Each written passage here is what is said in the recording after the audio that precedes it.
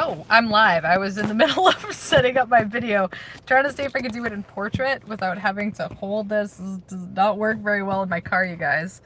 Let me see. I'm not allowed to. Okay, I'm just gonna hold it. Whoa, whoa. Why is this so challenging? Okay, I'm just gonna hold it like this.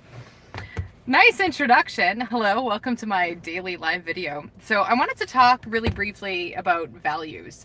So there's a really, I'm going to list this in the description bar below, but there's a really cool website that I've used probably multiple times over the years. It's called values and then like a dash and then list.com. So values dash list. And like I said, I'll leave it in the description below. But the reason I want to bring this up today is because I think it's a really useful life framing activity to get really clear on what your top values are, what matters most to you in life. If you're doing any kind of planning, any kind of like 5-year vision scope, like having a sense of what matters most to you, not only in terms of like what you want your life to look like, but what is actually like most important to you at the core of your being. Having a sense of that is really important.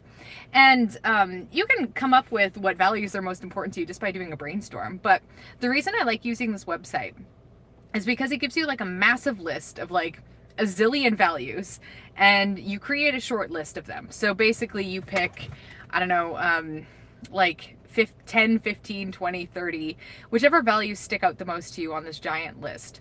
And then here's kind of like the fun part is you go through a series of questions. So say one of the values you picked was honesty and another was integrity.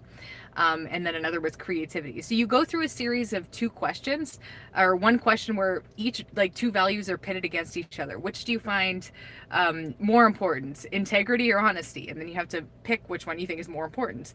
And you go through this, if you have a lot of values, you go through this like over 100 times, just deciding, okay, optimism is more important than creativity, or drive is more important than intelligence, or whatever. You just kind of keep going through this process. It takes about, I think every time I do it, and I do it about once a year, it takes about half an hour. But what you get at the end of it is a list of, like an ordered list of what values are most important to you.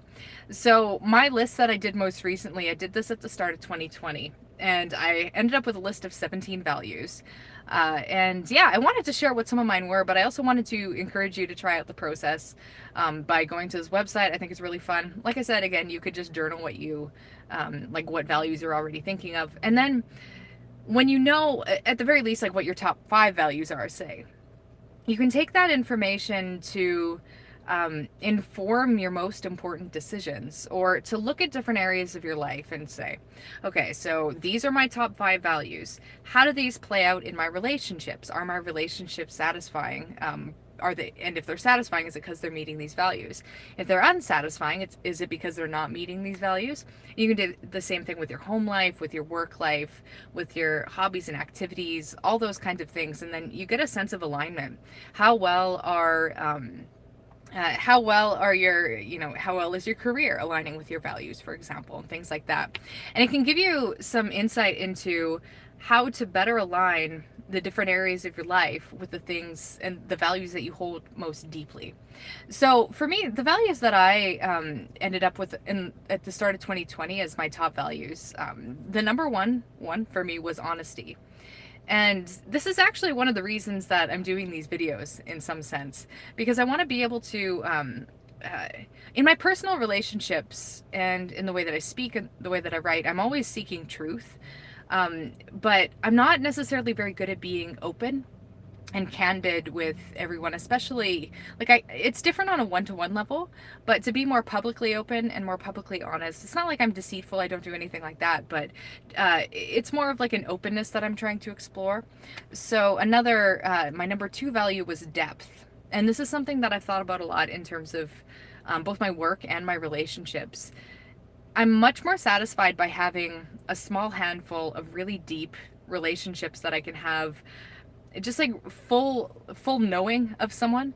So my most satisfying social encounters are usually like a one-on-one with someone. Like maybe I go for coffee with a friend and we talk about everything. We talk about life. We don't just skirt the surface stuff. We kind of dig into like what are our greatest desires and our dreams and our biggest fears and challenges and stuff like that. And those are really meaningful conversations for me, and as such also in work. Depth is an important quality in work for me because, again, if I'm not like, that's why I really like doing online courses, by the way. So right now I'm doing a pop course, and it's much more interesting for me to create a course, like a 30-day course where we're just digging into writing music and how pop songs are written, as opposed to just doing like a few one-off YouTube videos about it, because it allows me to get depth into the subject.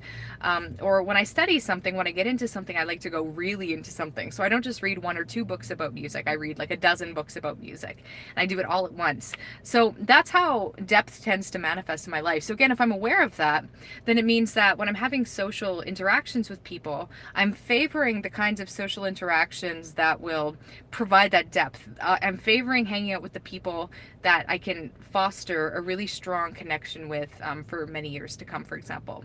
So that's why I find that handy to know. And then number 3 on my list is integrity. Which I think to me just means that I'm true to my word. I'm true to who I am. I'm not flaky. I say what I'm going to do when I do it.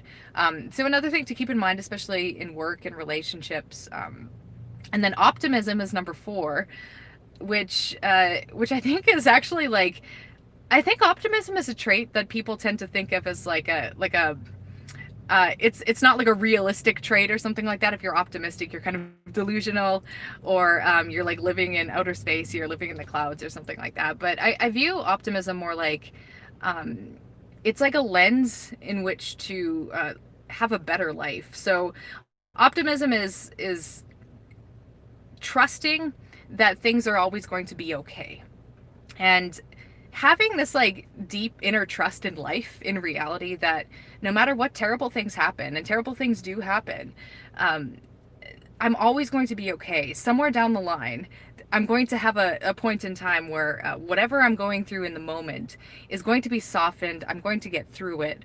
And so optimism to me is a really, really powerful lens in which to like exist. I've been on the other side of it. I've been like a pretty intense pessimist. Like maybe a decade ago, I was pretty cynical.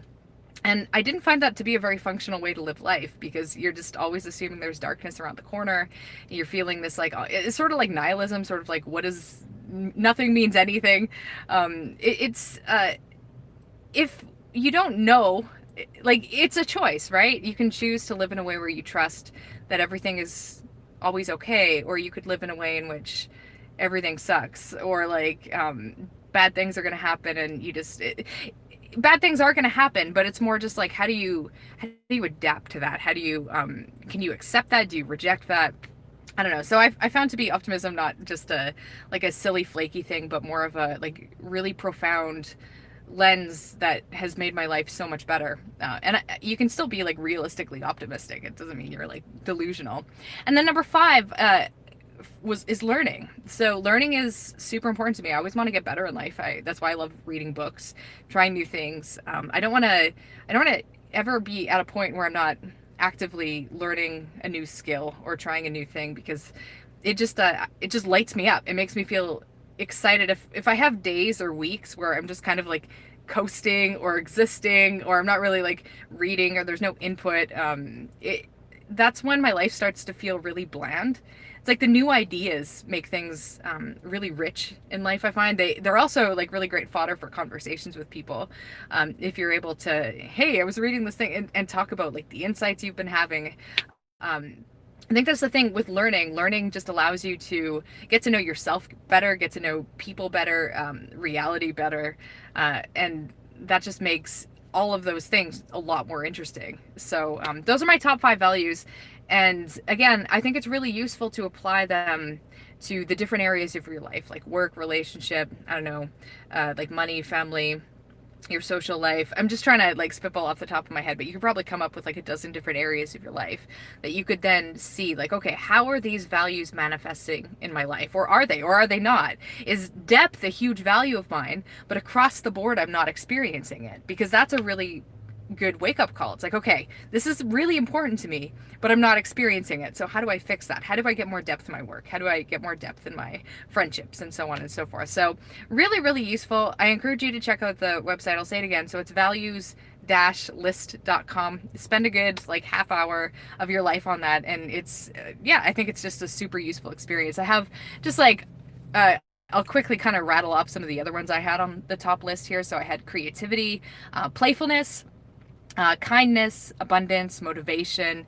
excellence. Whoa, I cannot grab the camera with that hand.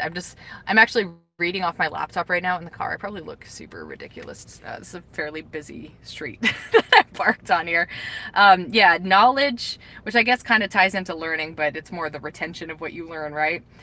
Gratitude, courage. I actually think this year I would bump courage up a lot higher on the list than where I put it at the start of the year. I think courage is actually like a pretty huge one for me. Because you're not going to get anywhere in life if you're not courageous. Freedom, I also think is probably more important than, what is it, like placement 15. That's a really big one for me. Beauty, in terms of like art and like appreciating like the natural world and stuff like that. And then passion. Again, the ordering might change now that it's almost been a year since I've done this, but it is a really good list to reflect on. I found it really useful. So my hand, I don't know if you can tell in the video, my hand's starting to shake. I've been holding this camera up, like my phone up, for the last 10 minutes. So, so I don't know, this is like my finger workout for the day. So hopefully it hasn't been too obnoxious for you guys to watch this, but definitely give that a whirl, and I'll catch you tomorrow.